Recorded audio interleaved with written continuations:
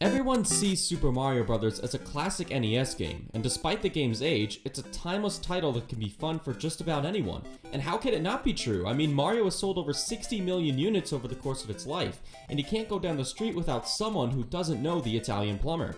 However, its age has caught up with it, not only graphically, but gameplay-wise as well. I have fond memories of playing this game as a kid. It was my first Mario game after all, and my first exposure to the platforming genre.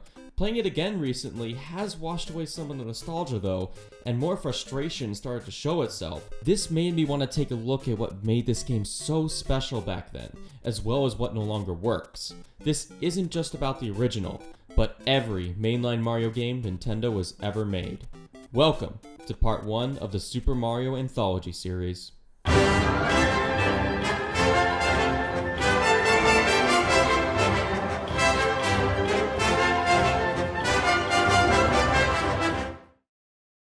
Looking at this game at a critical mindset is challenging. I do actually like the game, despite what the intro may lead you to believe.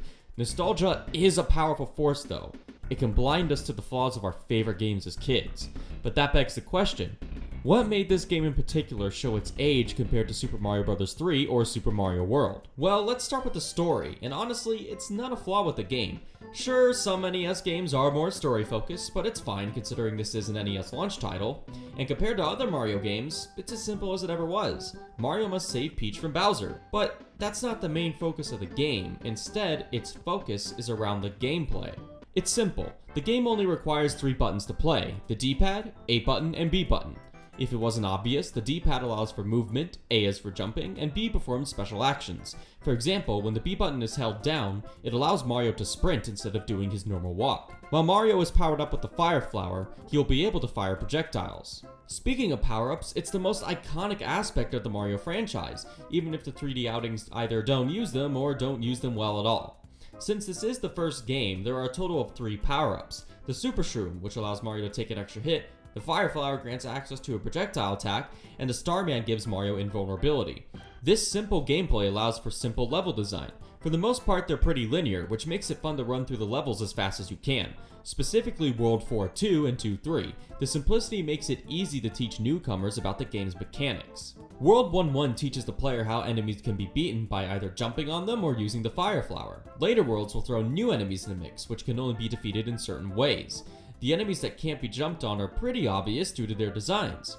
For example, piranha plants come out of pipes biting, and Spinies have spikes on their shells. These enemies can only be beaten by using the Fire Flower. However, some enemies resist the Fire Flower, like the Fuzzy Beetles and Bullet Bills. You're also somewhat rewarded for experimentation. Jumping on enemies with shells will give you an extra attack. Be sure to investigate the pipes as well. They may look useless, but sometimes it can lead to some hidden areas. Also, don't be afraid to check out the blocks without question marks. Some of them can hold secret power-ups and hidden coins. Who knows, you might even find a vine that grants access to a warp zone. When I first found these, it blew my mind that I was allowed to skip levels. It kind of felt like I was cheating in a way. While these are good qualities for a game to have, certain aspects of it haven't aged gracefully. First noticeable thing was the physics. I have played every mainline Mario game, and the physics are handled much better in future titles. This includes Super Mario Bros. 3, which was released on the same console.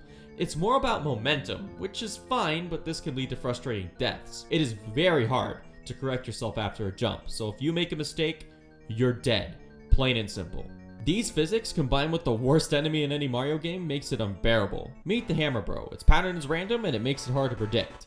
Even when you think you're safe, you're not. This game loves to place these things throughout the later worlds. Most of my deaths were due to the Hammer Bros with the combination of these physics. A3 is the best example of this. Took me over 30 minutes to beat this level, and because Nintendo likes to watch its audience suffer, they threw one in the final level. It's also pretty obvious some of the levels are reused.